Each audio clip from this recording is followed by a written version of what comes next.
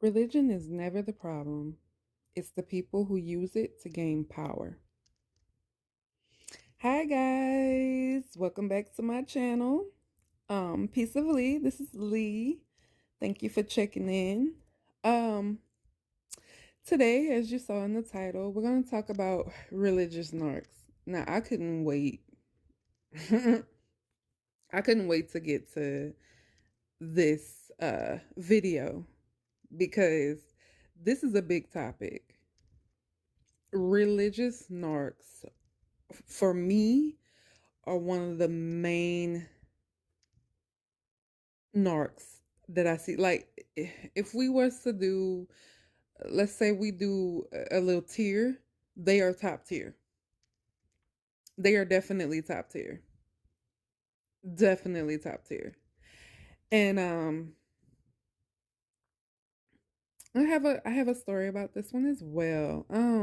See, I always have a story. Everything that I talk about, I try to make sure that I have a I go back in my experience and I tell you a little bit about my experience because I always want you to know that I can relate. Um, I'm not just sitting here talking about this subject and haven't experienced it. I've experienced it. I've went through it. I've experienced it. And that's why I want to talk about it. For me, this is therapy. This is another stage of my therapy. And I know my therapist said right. But for me, I got to do more than right. I have to talk about it. So this is healing for me. Sitting here talking to you guys, um, it's healing. Getting my story out there. Because we all know when you're quiet about the situation that you've been through, when you're quiet about anything that you've been through, you know what I'm saying? It just weighs on you. It doesn't make you better. Part of the healing process is talking about it, getting it out. And another thing, when we don't talk about it, when we don't tell our story, our abusers win. For me, I always said I'm not going to say anything because, like I said before, nobody believes you. People don't believe you. You have okay, there's differences. So you have the person who doesn't believe you because they've never experienced. There are actually people out there that have never experienced narcissism, which is surprising to me because it's a narc everywhere I look. So, but there are people out here who have never experienced it, or they've been around a narc and it just the narc didn't mess with them. But there's people out here who haven't experienced things. Like there's people out here who will say ghosts aren't real, and then you have people who say that ghosts are real because they've seen things, they've experienced. You know how people are when they haven't experienced something. They say that your experience is. They try to make your experience invalid, which I could never live like that. I try to put myself in everybody's shoes. Even if I haven't experienced what you've experienced, I try to put myself in your shoes and empathize because I'm not going to go through whatever. If you were to go through what everybody on this earth goes through, you wouldn't be here no more. And that's a guarantee. Would you want a life where you experience everything everybody else experienced? Because I don't. And so when people say, oh, your experience, is invalid, you just have to breathe and move on. So you have the people who haven't experienced it, so they really don't think it's real. The non-believers, like, oh, please, I've heard people say there's bad people in the world, but they ain't that bad. And then you have the people who are who have experienced it. You know what I'm saying? But anyways, I'm getting off track. Back to the religious narcs. I know this subject very well. I know this very well because my in laws are religious narcs, very religious. um, Today I want to pinpoint, I want to touch on my father in law. The reason why is because he's a preacher. Surprise! He's a preacher. Uh, yeah, he's a preacher. And like I said before, my father-in-law is covert. He's a covert narc. So, he hides behind his smile. He hides behind the church, but he's on a whole nother level of religious narc. So, first thing I want to talk about, using God as a weapon. The entire time that I was around uh my father-in-law, God is always used as a weapon. Say for a person, I've always said, for anybody who steers clear and never been in a church, steers clear of a church because of, seeing how people are that go to church. And it's a lot of people that go to church. And you're like, what are you going to church for? Because their actions, their behavior is like, whoa. And it makes a lot of people say, well, what do I need to go to church for? Look how these people act. What do I need to go to church and know God for? Look how these people act. And they're supposed to be godly people, right? Um, Using God as a weapon. My father-in-law will use God as a weapon all the time to everybody. This man, this man felt like he was so close to God that he was God's right hand man. He would tell you, and see, I'm one of these people where anybody who says this, what I'm about to say, I gotta side eye you. 'Cause something about you ain't, you stay away from me. My father in law would always say, I know I'm going to heaven. I know I'm going to heaven. And if you say, well, how do you know? Oh, I know I'm going to heaven. There's no ifs, ands, or buts. I'm going to heaven. I'm good with God.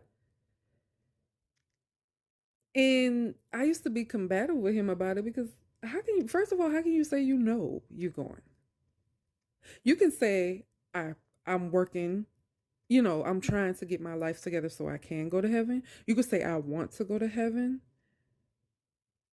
You can say, um, I hope I get to heaven. I'm trying to live my life right so I can get to heaven. But how can you say you just know? Like God called you on the phone, was like, "Hey, you going to heaven. You don't have to worry about nothing. You own the list. You on top tier of the list."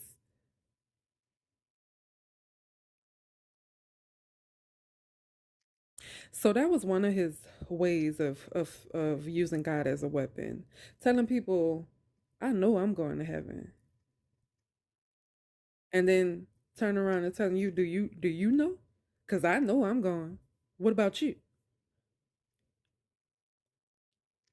The funny thing is, he would say that around the people that he abused, around the family cult, but he would never say that at the church.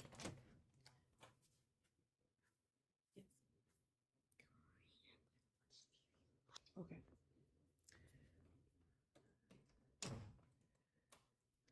He would never say that at the church. See, the conversation was always different around other people who he didn't show his horns to. So, and anytime you would say to this man, because I've always been a rebel spirit. I've always been a rebel. So anything you say about God, because I love God, anything you say about God that I know is not right, I'm going to question you on it and we're going to go to debate on it. I've always been like that. You know, like there was this one thing that he believes. He believes that God does not hear your tears. And he said that to me. You can cry all you want. God does not hear your tears. And I'm like, excuse me? I don't know what kind of God you serve, but the God I serve is loving and caring and cares about me, cares about everybody. And when you cry, that is I don't know this God that narcs serve because it ain't God. Let me tell you who God is for a narcissist. God for a narcissist is themselves. So when my father-in-law would say, God don't hear your tears, he was basically talking about himself. Because narcissists do not believe in God. How I can say that? A person who really believes in God, I mean, would have some type of fear, right? Right? Narcissists don't. Say for you, for instance, you believe in God. You have a fear of God. And I don't mean like, oh God, because a lot of time these bad churches are trying to teach people that God is blood hungry and he wants your soul. People are crazy nowadays. They've lost it. I'm talking about the God that we know to be true. So for you, a person with a conscience, because I know it's a lot of uh, not even a lot. I notice the narcissists that I've been around, they don't have a conscience. They don't feel guilt. They do something to you and they know that it's bad. They still sleep at night. They don't give a damn, right? A person who really has a conscience and is really has the love for God. There's certain things bad wise that you would be scared to do because you know God is all seeing. He sees everything you do. There's nothing you can hide from him. There's nothing you can hide. You can't hide anything from him. This is God we're talking about, the creator. There's nothing you can hide from him. Nothing. Not your nail color, not what you did last Saturday, not what you said in your head. He hears all, he sees all, he knows all. You would think that narcissists know this, but they don't care because they don't believe in God like that. So for you, you a person that has a conscience when you do something wrong, you're like, oh, you go repent and you're like, God, I messed up. You become very conscious and aware of things that you do. You know when you're wrong. For a narcissist, they don't believe in God because if they had the same belief, they wouldn't do the things that they do and think they could get away with it. And what I mean by that, my in laws have this thing where they will backstab you, talk bad about you, do dirt to you, and then will get on their knees and tell God that you did them wrong. As if God is blind and only can see the things that they say. As if God is some human who don't have common sense and can't see nothing. He blind. That's how they treat God. My in-laws had that bad. They still do it to this day. I promise you. That's who they are. They will do wrong to people and then go tell God on you. And I question what God, who are you talking to? Because the God who I know, who is the Almighty, you wouldn't dare get on your knees and lie to him. Act like he don't know. So who are y'all praying to? Yourself or the other? We know who the other is. That's the one that's not of God. The other. Who are you praying to? How can you stab a person in the back with a knife and then go get on your knees at nighttime and tell God they did wrong to you and you did nothing? Because that's how my in-laws are.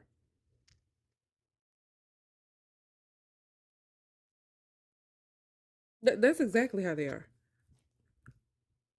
My father-in-law is the worst one.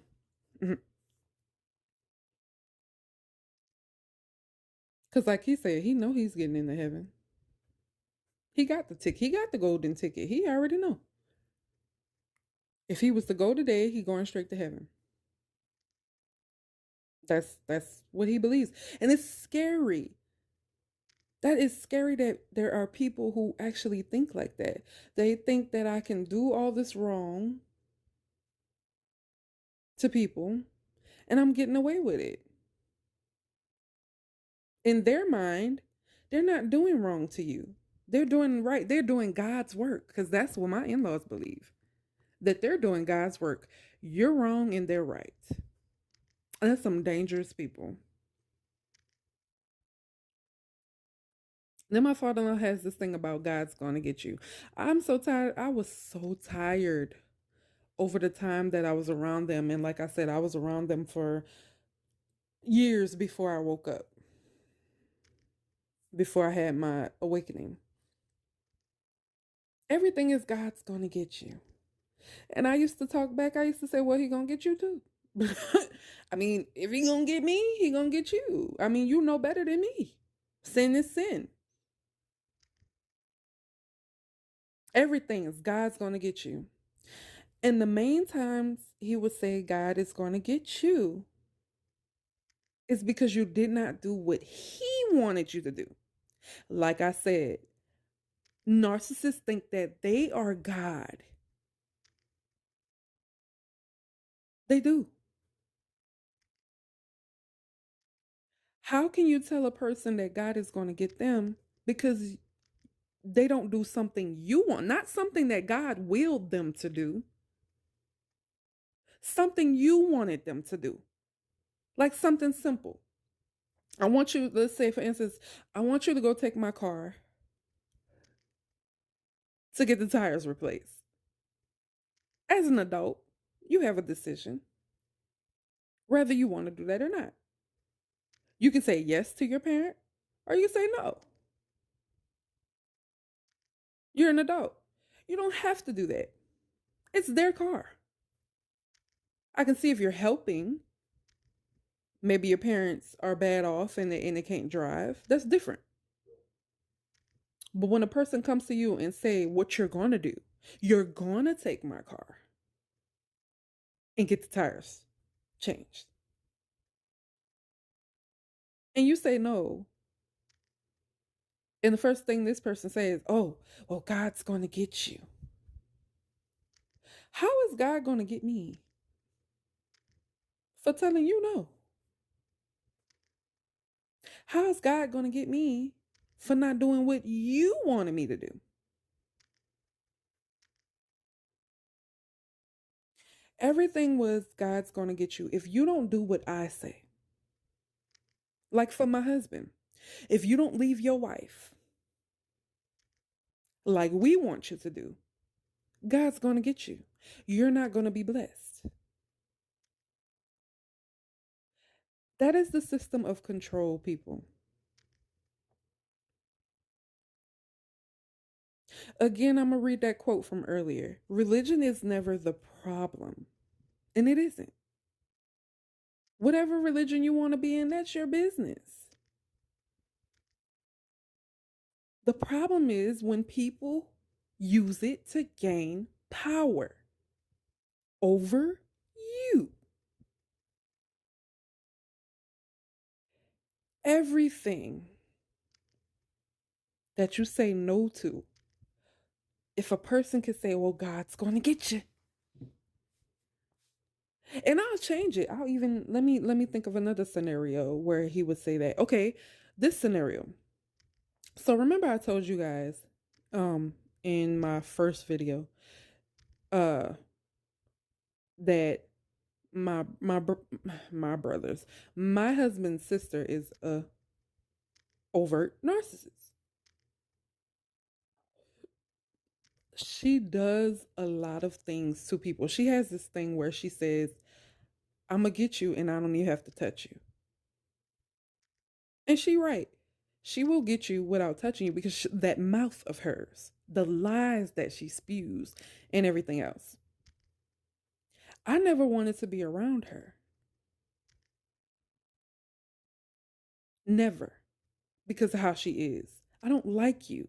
You've done a lot of things to me. You've told lies on me. You've been disrespectful to me. Right? But then here comes Preacher Holy, because that's his baby girl and she can do no wrong in his eyes. Here he comes. You have to talk to my daughter. You have to. You have to let it go. You can't stay mad at her. And I'm like, I don't want to deal with your daughter. Look at all the stuff that your daughter is doing. I don't want a person like that around me. And then here he comes. Well, God's going to get you. God's going to get you. Well, I guess I'm going to just be God then, right? That was a system of, it's control. To try to control me, to see a person, whether it's your family member or not. Because like I said, you can be my blood. I love you. But if you're wrong, you're wrong. And I'm not standing with you on your wrong. Just because you jump off the bridge, I ain't jumping behind you. Period. But for a person to see this person doing you wrong, this person lying, this person doing all of these things, and for them to sit there and still want you to deal with that person. Come on, man. Come on. God's gonna get you. If you don't bow down and kiss my daughter's behind, I almost say the ASS word again, behind, God's gonna get you. If you don't do what I tell you to do, which is allow my daughter to run over you, God's gonna get you. Even for my husband, he was supposed to, no matter what his sister did, it was always, that's your sister. That's no excuse. Just because it's your mother or your father, your sister, your brother, if they wrong, they're wrong. Period. If they treat you like dirt, you have the right to walk away, love them from a distance, go no contact, move on with your life. Nobody can tell you, oh, you ain't supposed to feel this way. It ain't their experience to begin with. And they would tell my husband that all the time. That's your sister. This is the conversation. That's your sister. And no matter what she does, she's still your sister. You're supposed to forgive her and move on. But funny when these tables are turned and twisted and it's on her. If somebody does wrong to her and she tells her dad, the preacher, I'm not dealing with them, F them. He's like, okay, you don't have to deal with them. Of course, because he's the preacher and what he says goes in his house, correct? Even outside of it. What he says go because he's a preacher and he know better because he's going to heaven. Because he's the right hand man of God.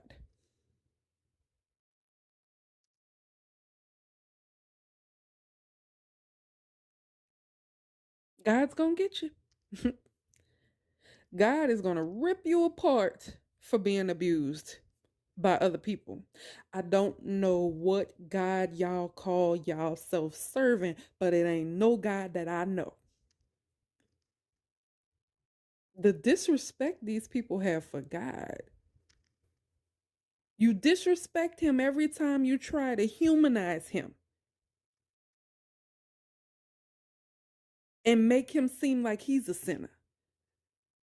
Because I don't know who this God is that you think that you can do wrong, and he's going to praise you for it, and he's going to bash and destroy the people that you are destroying, that he's going to destroy the good people and give you reward. We ain't talking about the same God. We can't be. You talking about the other. You tripping.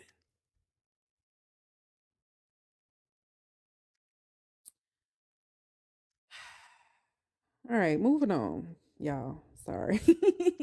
When I'm talking, I don't be in my feelings. This stuff is old.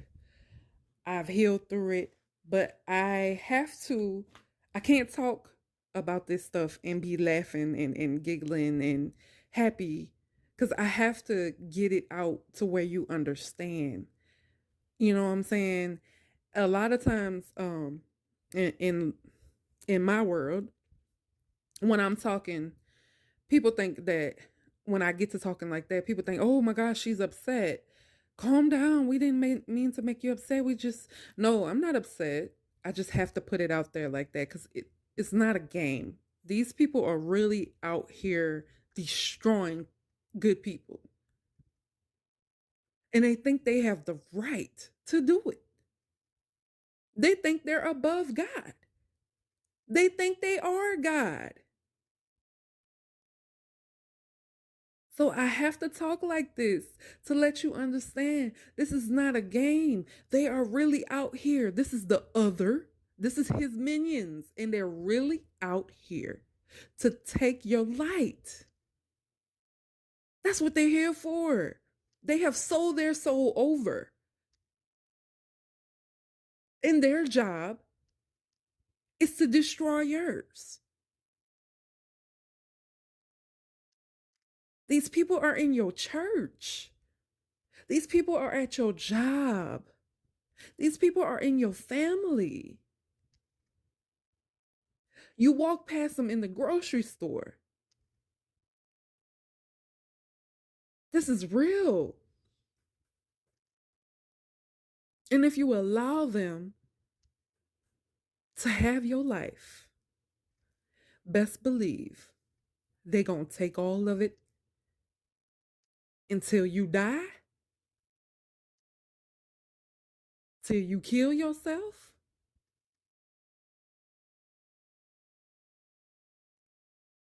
That's what they do. Speaking of life, I want to talk about the threat over my child's life, my first child. Um, I'm going back to just this whole thing is about father-in-law, and I'm gonna add this the sister-in-law in here because they're part of this. So the threat over my child's life. Around the time I got pregnant with my first child, and me and my husband got pregnant after, the next year after we got married, we got pregnant. Amazing, miracle baby, because we had been trying for so long. We didn't think it was gonna happen, but God has a funny way of doing the things that He does. He does everything for a reason, and I'll speak more on that in a little while. But got married. Then the next year we got pregnant. Um, go through all that. Go through all that. I think I was 4 or 5 months pregnant. Had to be 4 or 5. So my belly was poking out at the time. Went to the doctor and I got tested for cystic fibrosis. I don't know if they test everybody for that. I'm sure they probably do. But I was tested for cystic fibrosis. Results came back. I don't necessarily have cystic. It doesn't affect me, but I carry CF. That's what they call it in the hospital. I carry CF, which means I can pass it on to my babies. So the doctor wanted me to call my husband because he couldn't be with me at every doctor's appointment because he was the breadwinner of the household, so he worked a lot. The doctor wanted me to call my husband to set up an appointment for him to get tested to see if he had cystic fibrosis or if he carried it. Because if he had it or carried it, our child was in danger of having it, which my doctor told me that if we had a baby who had cystic fibrosis, we would spend a lot of time in the hospital. We would have a sick child. Lord knows I didn't want that. I was stressed. This is my first child. I'm already going through enough stress dealing with my husband's family and all this bull crap. And now you're saying that my baby might have a chance to be sick. Now, stop there and we're going to rewind back. Because before I tell you the threat over my child life, I got to rewind back to before I took the test. So, around the time that I got pregnant, I didn't deal with my husband's sister. Like I said, she had done so much stuff. She had done and spread so many rumors and lies on me. Y'all, I could write a whole book. I don't even have time to talk about it. I try to talk about, if you notice in every video, I try to give y'all pieces of everything because it's so much. 10 years. Let me see. Hold on. Let me count. Yeah, I think it's 10 years. 10 years of dealing with this.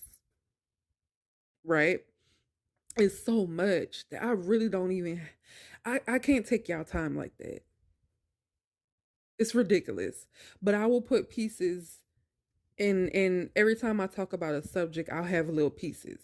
Because like I said, I want y'all to know that I can relate. I'm not just talking about this crap. I've actually lived it. I've actually experienced it. I'm not one of those people who just educated themselves on something and then now I'm going to go, I've actually experienced it.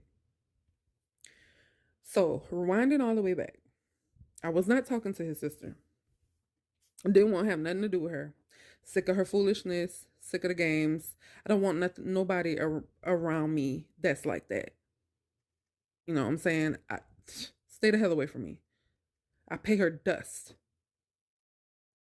I walk in the room, she's there. I don't see you. That's how I felt. So when I got pregnant, I get a phone call. It's a 3-way, 4-way, because I don't know who else the hell they had on the phone. But mother-in-law and father-in-law's on the phone.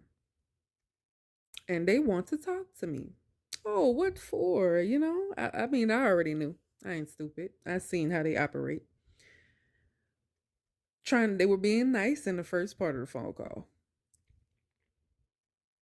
We think you need to sit down with the sister and have a conversation because you're bringing life into the world. That's our son's sister. And we need everything to be right. Yeah, okay. So I told them, no, I'm not dealing with your daughter. She's done enough to me. I don't want her around my child. Period. And there's a lot more reasons why I did not want her around my child.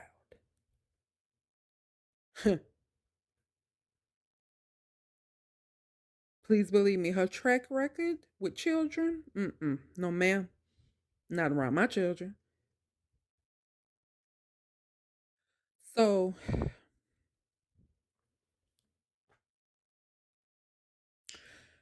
they get mad. How you go from being nice and y'all should have a conversation, and then when I say no, here we go. We get mad because you trying to pull the puppet strings. You can't do that with me. They're mad now. You're wrong. My father-in-law gets to saying you're wrong. Mother-in-law, you're wrong. And if you don't stop, Your baby, all the time. It was always, if you don't stop, your baby gonna come out looking like her. Excuse me, why would I be punished? Well, my child looking like her, and I'm sorry. Miss Boo ain't cute. And I think I think it's more about personality. Because anybody who has narcissistic personality, sorry, y'all, narcissistic personality, a narc, to me, they're not beautiful. Their soul is ugly. Their heart is ugly. I don't want my child looking like her. But that was the threat they were putting on me. That didn't work. My child is not going to look like her just because I don't like her. You know what I'm saying? No, it's not going to happen. But of course, they had to keep going. You wrong, and that's our son's sister, and you trying to break their bond, and that's her niece in your belly. No, this baby ain't got nothing to do with her. If she had so much respect for the baby in my belly, she would have had respect for the mother, who is me. You want to be around my baby so bad, but you can't respect me. Ain't gonna happen, Captain. Ain't gonna happen. Mm-mm.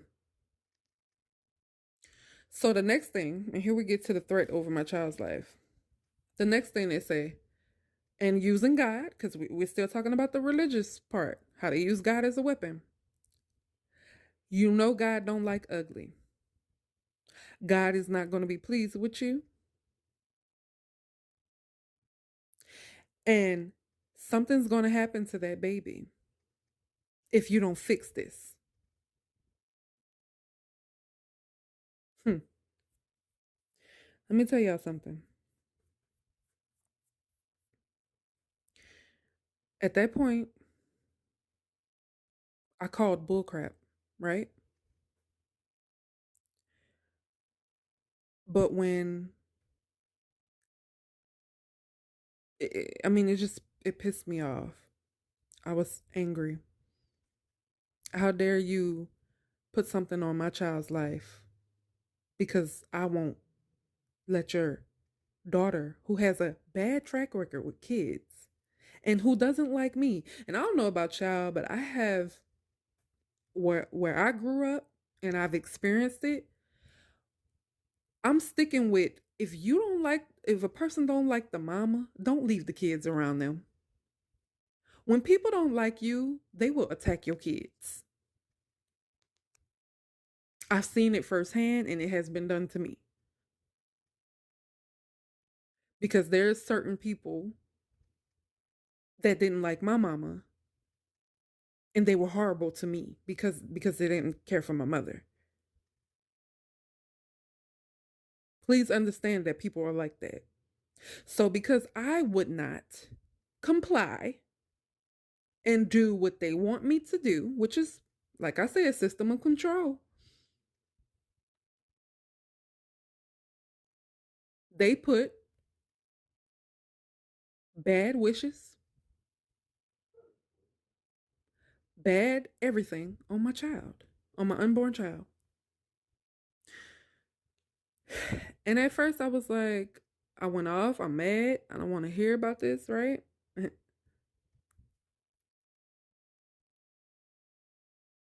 And then this happens where I'm a carrier of cystic fibrosis. And if my husband is a carrier or has it, my child has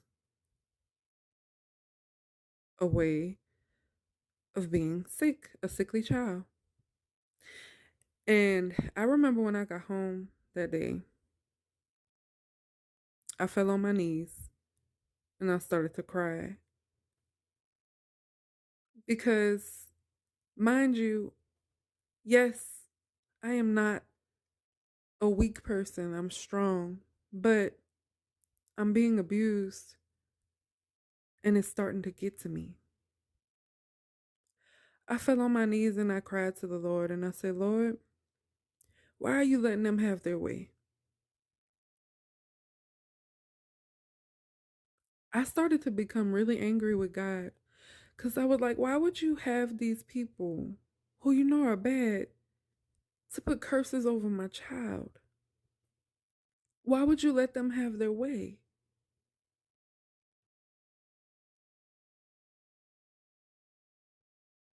I was falling apart. 5 months pregnant. I remember now. I wasn't 4 months, I was 5 months.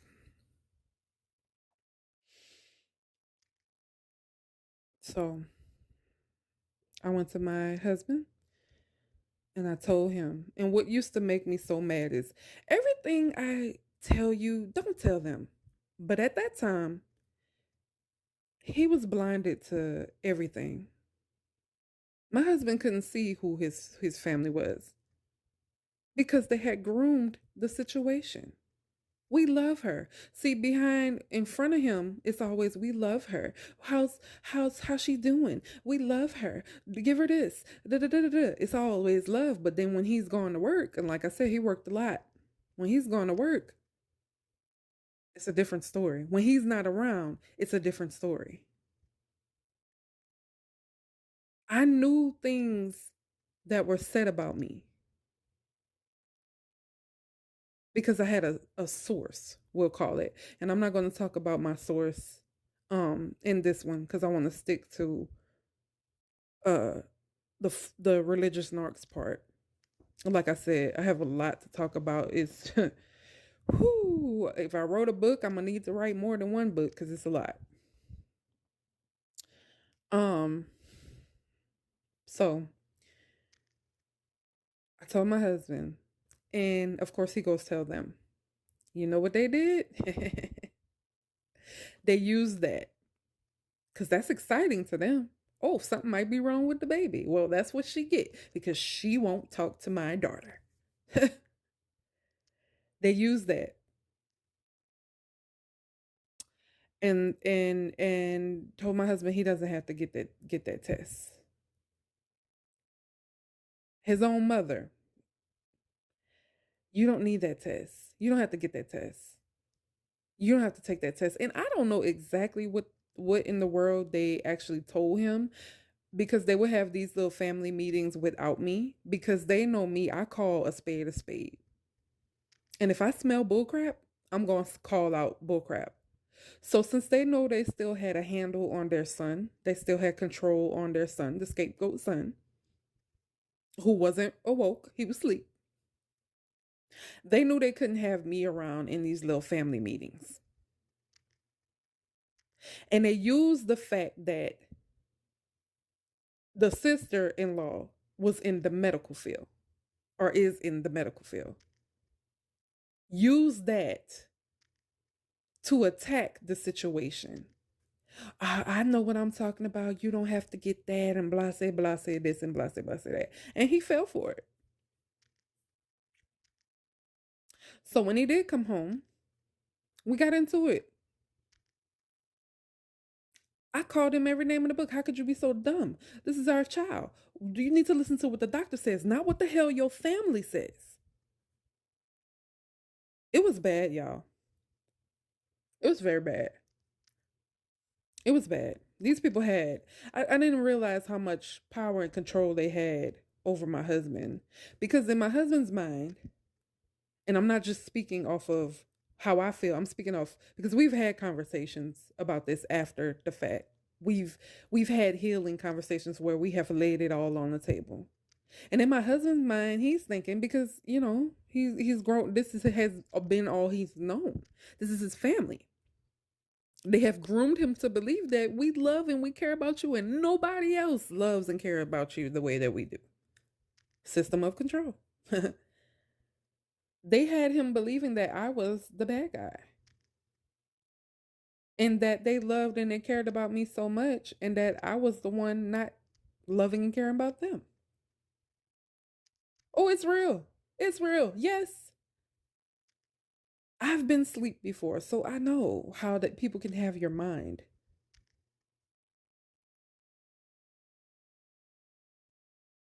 His family loved and cared about him. That's all he knew. They groomed him. They they groomed the hell out of him. So that he felt that I was the enemy and I had something against his family. and that they love me so much and couldn't figure out why I wouldn't give them a chance. The games they play. And they were professional.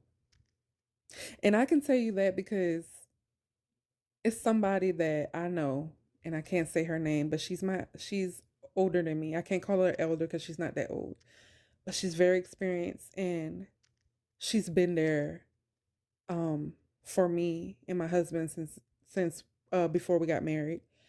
And she's experienced this type of stuff in her own life.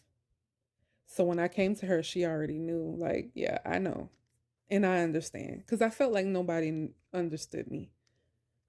Nobody understood. I felt like I was again, I felt like I was the only one in the world going through this.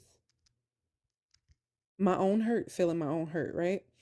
So she would tell me, you need to just walk away. She said, I'm sorry, but you're not going to win in this situation. They are professional at what they do. They have done this for so long, ruining people's lives and stuff. They are professional at it. You will not win in this situation. The only way to win is to walk away. Move far away. Don't talk to them anymore. Go no contact. And it took a while for me to get to that stage. Because, like I said, 10 years, 9, 10 years, you know, but I felt like I couldn't get out of it. Felt like I was stuck. So, the threat over my child's life and how they stopped him, we got into it. Till one day I just couldn't take it anymore. You want to listen to your family? Fine. I packed my things. I packed some things, not a lot. I called my friend and said, I need to come stay with you for a couple of days because I feel like I'm losing my mind and I'm scared I'm going to lose my baby. Yes, I was at that point that I was scared I was going to lose my baby because I was so overstressed.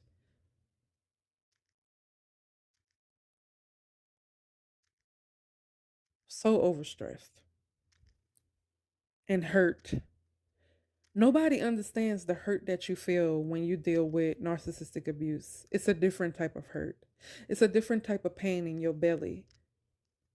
It damn near makes you sick. And I was scared to lose. And not even, let me take that back. It don't damn near make you sick. It makes you sick. Physically, mentally, emotionally ill. And I felt like if I don't get out of here, I'm going to lose my child. I'm going to have a miscarriage. And miscarriages run in my mom's side of the family. I don't know about my dad's, but definitely in my mom's. And my mom has had miscarriages and stillbirth. So for me, I was scared that would happen to me because of the stress that was put on me. So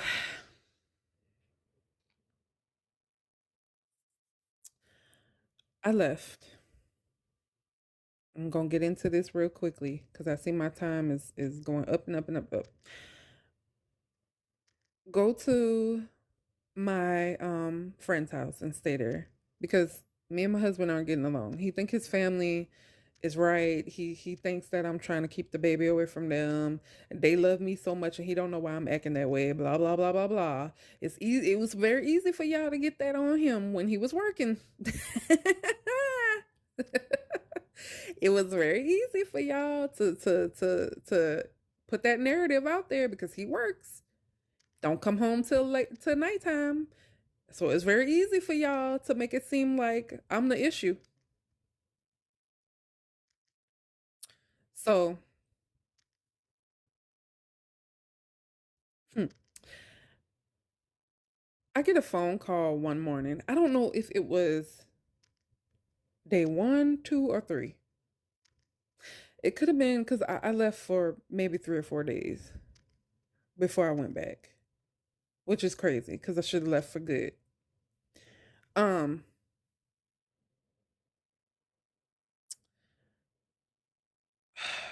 I so yeah, get a phone call and answer the phone. It's my father-in-law. It's the preacher. And he's being calm on the phone at first. He's very calm, right? So, of course, if he's being calm, I'm like, okay, and then I could be calm too. The first thing he says is, "What are you doing?" And I said, "What do you mean what I'm doing? I'm just waking up." Now, mind you, my friend is in the room with me, and I don't have the phone on speaker, but she can hear everything that he's saying because he was that loud, right?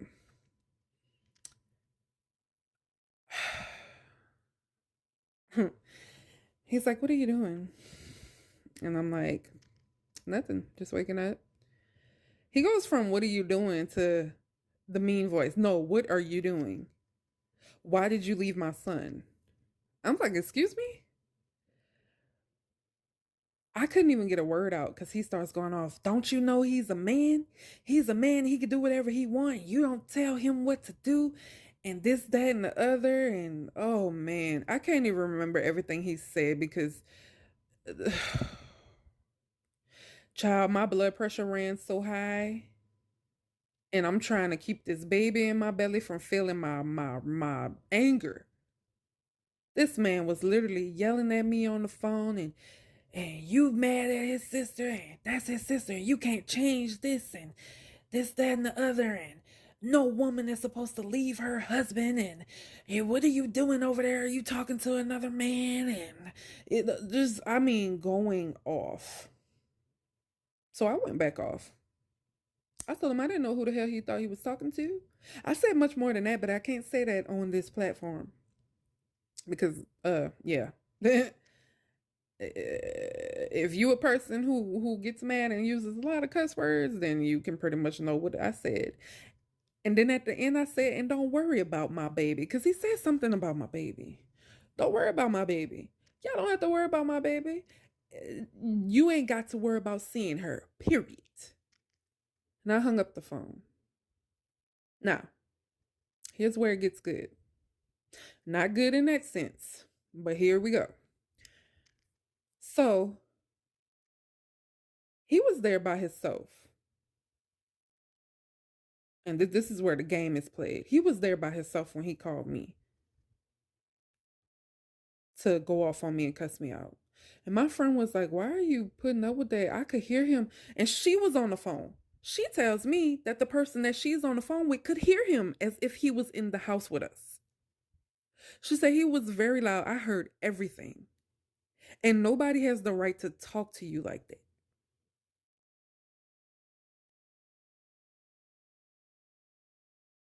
So I get the phone. I can't remember if my husband called me or what. Yeah, I think I called the father-in-law back. When I call him back this time, he has me on speakerphone. See, he loves putting people on speakerphone, especially if you gonna act a fool. He know he done gaslighted you and you gonna act a fool. He love putting you on speakerphone so everybody can hear it. Cause you got to create the story that he the innocent one. So when I call back this time, I hear the mother-in-law. Found out she wasn't there for when he called and went off on me. And the reason I'm saying that is because she had an attitude with me. Come to find out, he called her and told her, and also called my husband and told him that I had called him early that morning and I went off on him when he was being kind to me and I was going off on him. I called and cussed him out. Now make it make sense. Why in the hell would I call you early in the morning, 7 o'clock in the morning, baby, and cuss you out for what? But of course, they use the narrative of the situation with my baby. She was mad that we told you not to go take that test, so she called and cussed me out. Not true. And I had proof that it wasn't true because on my phone, you can see when he called. See, I don't, I was the type of person where I never deleted phone calls. I never deleted text messages.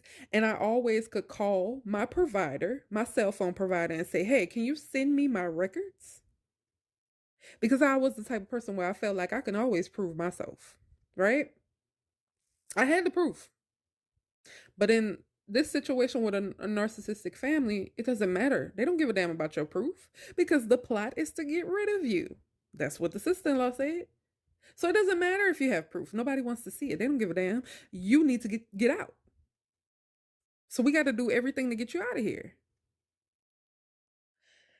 So the mother-in-law's on the phone. You call my husband and you cussed him out. And guess what the father-in-law is doing on the phone?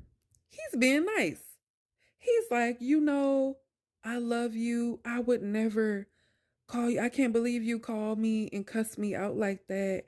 I don't know what I did wrong to you.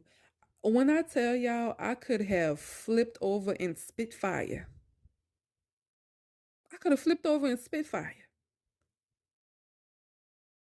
This man is literally on this phone saying that he didn't call me and talking to me nicely and saying, I love you. I would never do that to you. I don't understand why you're treating me like this. And then she's on the phone. You don't talk to my husband like that and this and that.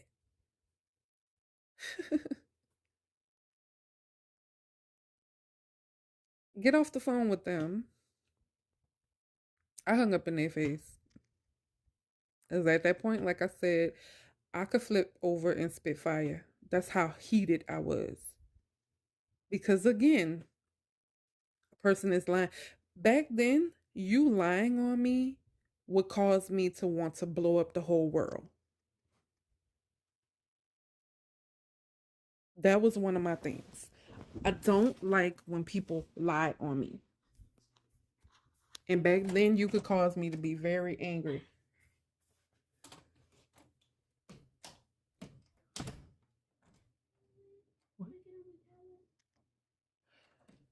Sorry, y'all.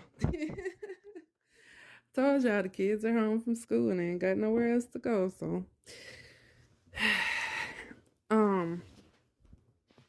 yeah. Back then, lying on me, yeah, boy, I could turn into a dragon. That was one of my biggest things that would get my goat. And they knew that. They knew that they could gaslight me. They knew they could get me to act a fool if they were sitting there lying. Because they had already studied me. I was a person who had to prove myself. They knew that. They studied me from day one. That's what they do. They study you. Oh, excuse me. So then, to make matters worse, I don't remember if I got a phone call from my husband while he was at work or if I called him. He was pissed. We got into it bad. And I kept saying, how could you believe them? It's bullcrap. It's all bullcrap. It's not true. But they had the whole family in on it. The whole family in on it. I can say the only person who wasn't in on it at the time was his younger brother. And he stayed out of a lot of mess. He would hear everything that's going on, but he would stay out of it. He would stay in his room, wouldn't come out when he hear commotion. He just would stay in his room and play his game or whatever it is he was doing. He stayed out of a lot of it. But everybody else, they got them in on it. So the conversation on the phone with my husband, they're all in the room, got him on speaker, and they're all saying, yeah, she cussed your daddy out and I was here to witness it. No, you weren't. No, you weren't. No, you weren't. And if you pay attention, narc people tell on themselves. They can't keep up their lies. Because if I say this month you was in the room when I called him and cuss him out, they'd be like, yeah. And then 4 months down the line, you was in the room when I called him and cussed him out, and they'd be like, I don't even know what you're talking about.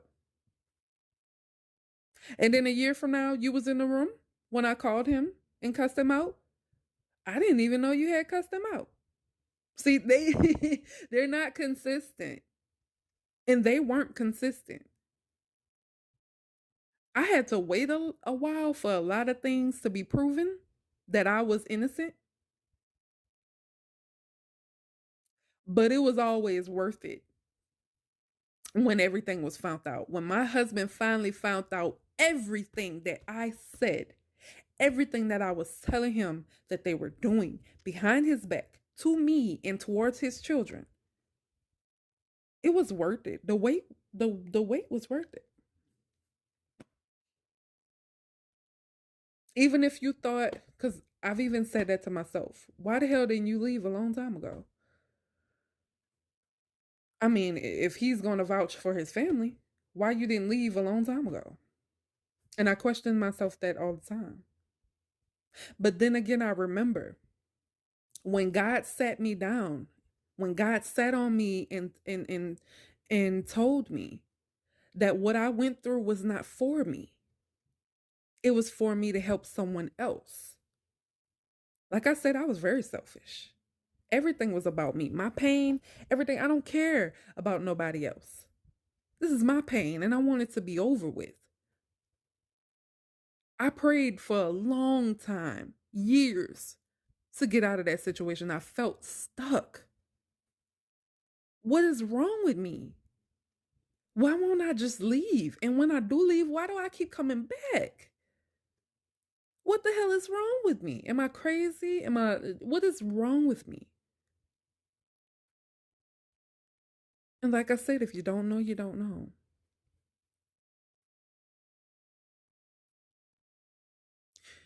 So, Mr. Preacher Man, with his lies and all of that, even after that, he still know he going to heaven. That God complex that he has, because he feel he is God. He is God over his family. He is God.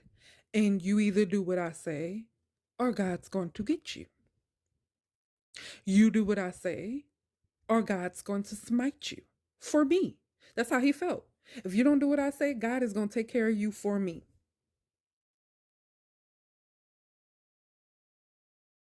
Because he believed that he was God. And he uses the church as a crutch. He uses God as a crutch. All that sad fakery. Oh, I don't know why my kids treat me like this, and I can't believe y'all did me like this. And he go cry to his sister, and he go cry to this person, and he go cry to that person, because these people don't know what's going on behind closed doors. These people don't know who he really is. Even his sister. Now, he has an older sister. He has plenty of sisters and brothers, but I'm talking about one in particular.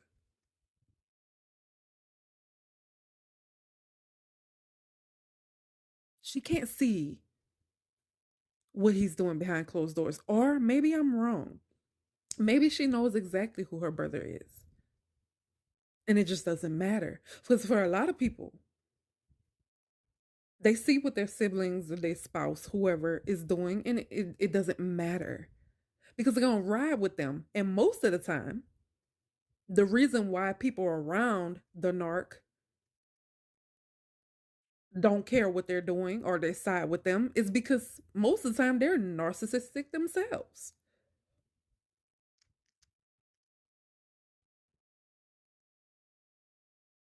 Flying monkeys at the church. Oh, he loved that. The little sad, him and his wife putting on their little sad, oh, these kids, we do everything for them. And they treat us like dirt. And whatever else they be telling people, child. I don't know what they be saying. All I know is the people fall in line with them. I don't know what they say to people behind closed doors to make people jail with them like they do, but they fall in line every time and they stand beside them.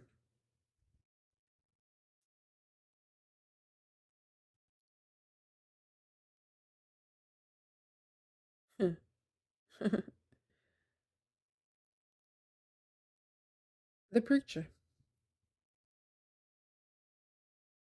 That's who my father in law is. If you was to see him behind closed doors and you weren't a person who goes to church anyway or has a belief in God, I promise you, you won't want to have anything to do with God or church if you was to be in that household with them. They run people from the church because what? My own niece used to say, and I tried for so many years to make her understand that God is not who these people say that he is. I used to say, come on, you need to go to church and let's get some a relationship with God. It'll give you hope to keep going. And she would say, why do I need to go to church? Look how my family acts. And they go to church all the time. What am I going to church for? To her, it seemed like God don't change nobody because look how they act and they go to church Monday through Sunday. And her mother is the sister in law. So you could imagine her mother would be in church singing in the choir and plotting.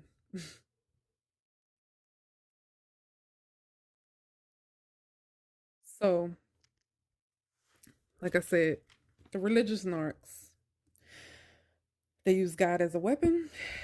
God is always going to get you for them. That's how they feel. And they use God as a crutch when they really don't believe in him like that. Because if they did, I mean, who wouldn't be? God is the creator of me, right? Of my life. He has the right to put me in heaven or hell. You mean tell me these people have no fear in him to the point where you will do wrong and then you will get on your knees and tell him to go get the person that you want God to destroy the person that you're destroying. You want God to side with you in your wrongdoing and get this person because they doing me wrong. I've done nothing to them. They're doing me wrong. Or whatever it is you telling God when you like he is just the no seeing God. He doesn't know all. Just disrespecting God. And like I said, it's a God complex. That's why. Because they think they are God. You're supposed to do what I say. I am your mother. I am your father. I am your sister. I am your brother. You're supposed to do what I say because we are family. We are blood. And you do what I say. That's how they feel. No, you're just because you're an adult and you're your own person, you're your own man, you're your own woman. That doesn't matter. You came out of my womb, you're supposed to do what the hell I say. You came out of my nutsack, excuse me. You're supposed to do what I say. I run the show. You're my monkeys. This is my circus. That's narcissistic abuse, y'all. That's what it's about. And religious narcs, out of all the narcs I've ever met, are the worst. They got their flying monkeys at the house. They got their flying monkeys in church. I can't tell you how many times or how many people at the church have disrespected me for them. Called me the devil and everything. No, that ain't me. That's them. You can't see? You blind too, huh? Your eyes is closed. You sleep or you a narc? I mean, hello. You know, because just because they look good and they smell good and they driving these nice cars, you think they special people. They don't do no wrong. I've heard so many people at the church say, I've been knowing them for years, or I've been knowing them since we was younger. They ain't never did that to me. They ain't never showed me no sign of that. When a person says that, just understand they have no idea what the hell they're talking about. They have no idea what abuse is, a narcissistic abuse, any type of abuse. Because your experience with a person is not the same experience with somebody else. If a person is mean to you, that don't mean they mean to other people. The same thing with me. Your experience with me is not the same with somebody else. I might be kind to you because you kind to me, but her over there, I don't talk to her. I pay her dust because she's done wrong to me. We don't talk.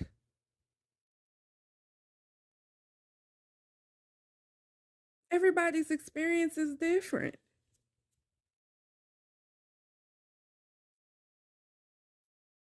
But they got they my in-laws most powerful tactics, and it's probably every narc, but my in-laws use these tactics the most.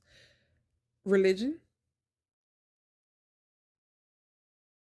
manipulation, which that falls in line with the religion and everything else. Smear campaigns, they love that. Ooh, baby, they love to smear your name. They smear butter. No, not butter. Butter make it taste better. Butter's good. Let's see something. They smear I don't even know what to say. Something they smear poop all over your name, honey. They smear poop all over the donuts. They love a good smear campaign. They love to smear your name. They get off on smearing your name. They sit down with some coffee and some donuts and have them a good old jolly smear campaign. They love to play innocent. Oh, poor me. Poor me. Everybody doesn't like me. Oh, and that sister-in-law especially. Well, my father-in-law uses this as a tactic all the time. Poor me. I'm just an old man who's trying to do right, who's trying to get into heaven. Bullcrap. Pull your mask off, sir, so we can see them horns. Like I said, just because it glitter don't mean it's gold. All right, y'all. I got it. This one's longer than I wanted it to be. I have an ending quote. You don't need religion to have morals. If you can't determine right from wrong, then you lack empathy, not religion. So again, like I said, I wish people would stop using religion as a weapon. But they do, and you can't stop people from doing it. There's nothing we can do about it. But I tell you this, y'all keep on let them keep on using God in that matter. And see when God have his when it's God's time to step on in, they're gonna be begging for that mercy.